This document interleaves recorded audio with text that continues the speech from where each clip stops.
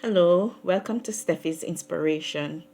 Today's topic is Jesus teaches about marriage and divorce.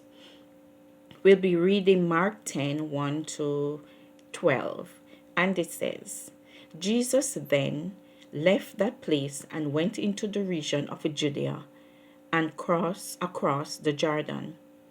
Again, crowds of people came to him, and as was his custom, he taught them. Some Pharisees came and tested him by asking, "Is it lawful for a man to divorce his wife?" "What did Moses command you?" He replied. They said, "Moses permitted a man to write a certificate of divorce and sent her away." "It was because your heart were hard that Moses wrote you this law," Jesus replied. "But at the beginning of creation, God made them male and female.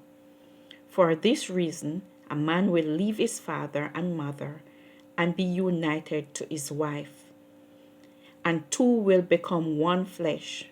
So they are no longer two, but one. Therefore, what God has joined together, let man not separate." When they were in the house again, the disciples asked Jesus about this. He answered, "Anyone who divorces his wife and marries another woman commits adultery against her. And if she divorces her husband and marries another man, she commits adultery." You see, the Pharisees were trying to trap Jesus with their question. If he supported divorce, he would be upholding the Pharisees' procedures, and they doubted that he would do that. If Jesus spoke against divorce, however, some members of the crowd would dislike his position. Some may have used the law to their advantage to divorce their wives.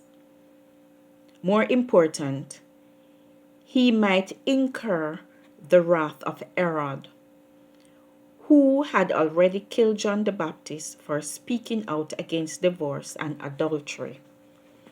This is what the Pharisees wanted. The Pharisees saw divorce as a legal issue rather than a spiritual one. Jesus used this test as an opportunity to review God's intended purpose for marriage and to expose the Pharisees' selfish motives. They were not thinking about what God intended for marriage and were quoting Moses unfairly and out of context. Jesus showed these legal experts how superficial, their knowledge really was. God allowed divorce as a concession to people's sinfulness.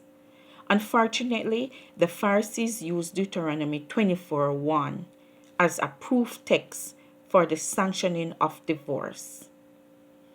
Jesus explained that divorce was not God's ideal. Instead, God wants married people to consider their marriage permanent. Do not enter marriage with the option of getting out. Your marriage is more likely to be happy if from the outset you are committed to permanence. Don't be hard hearted like these Pharisees, but be hard headed in your determination with God help to stay together. That said, we know that in our world, divorce is sometimes necessary. For one, for physical survival, two, for well-being of children, etc. Jesus clearly gave God's ideal for marriage in Genesis, priority over Moses' permission for divorce. Jesus did not cancel Moses' teaching.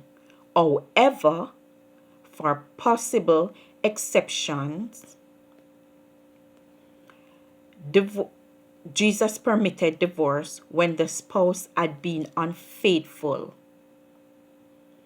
And in 1 Corinthians 7:15, where Paul recognized divorce when the unbelieving partner, leave the marriage. Divorce is wrong.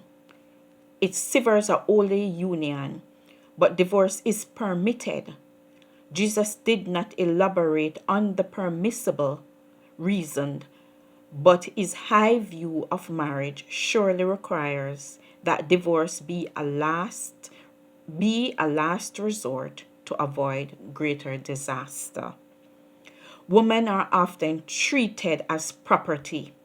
Marriage and divorce were regarded as transactions similar to buying and selling land. But Jesus condemned this attitude, clarifying God's original intention that marriage bring oneness. Jesus held up God's ideal for marriage and told his followers to live by that ideal. Praise God. I hope you are inspired. Don't forget to like, share, and subscribe for more inspiration. Have a blessed day.